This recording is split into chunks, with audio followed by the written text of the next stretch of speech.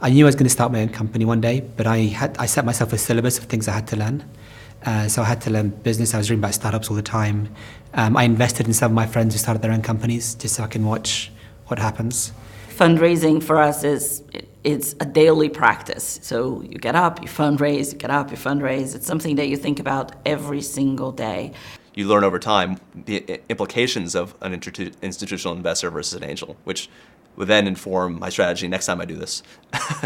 But I only knew that by doing it. And I feel like now I'm much more prepared to do it again, much more efficiently.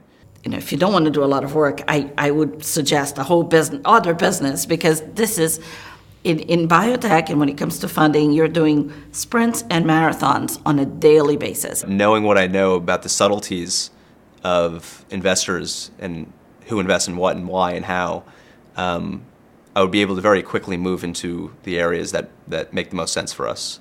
We approached all these people initially as mentors. We got to know them very, very well as mentors. It also gave them a chance to really get to know us.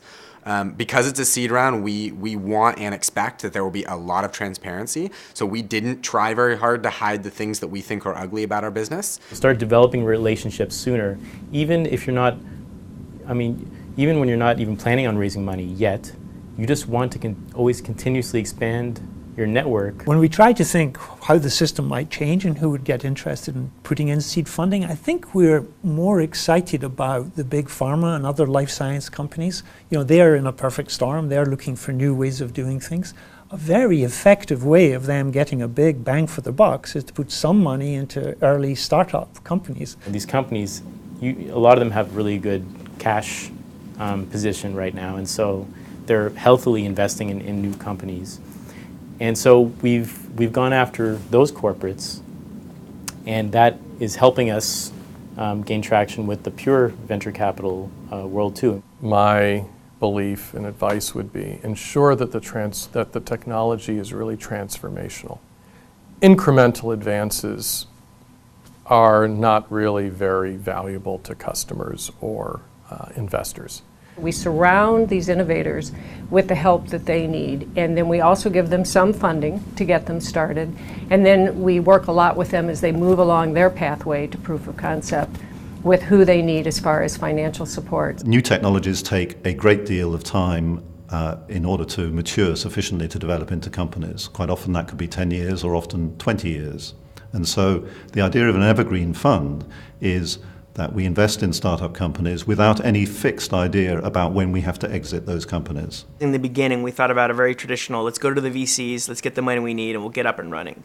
I think in the beginning, after a while, that didn't quite make sense for us. We knew we had a customer that really needed our product, and maybe they were the ones who could partner with us. And that's actually been our first approach, is to go to the customer and actually see if would they be willing to invest in us. And then through partnering with them, could we actually create a product together that meets their needs specifically. And that's really the approach we're taking now. The direction, I think, in which traditional venture capitalists are moving is we're very happy to invest once you've shown us that you have customers. Now, that's maybe a little bit of a translation from the lean startup philosophy that's been being applied in tech these days. It doesn't perfectly translate to biotech. But the point is well taken. Instead of building it and hoping they will come, let's only build it when we know someone's already there. So one of the hard things about meeting with potential investors, especially venture capitalists, is not taking their advice, kind of ignoring their advice and going your own path for a while. They see lots of failures, but as an entrepreneur, first-time entrepreneur especially, you're not aware of failure. So you sometimes have to listen to or not listen to advice from people who failed a lot because it doesn't necessarily apply to your situation. You've got to think that you're the only one that's going to succeed. I was talking to a young lady from a company that desperately needs funding. And I described to her our strategy. I said, you need to do it every day. Everyone in the company needs to think of this as something that's vital. No money, no science. You need to find a way to think of these programs as it has to be part of your culture. And she said, the grants that are available to us are too small.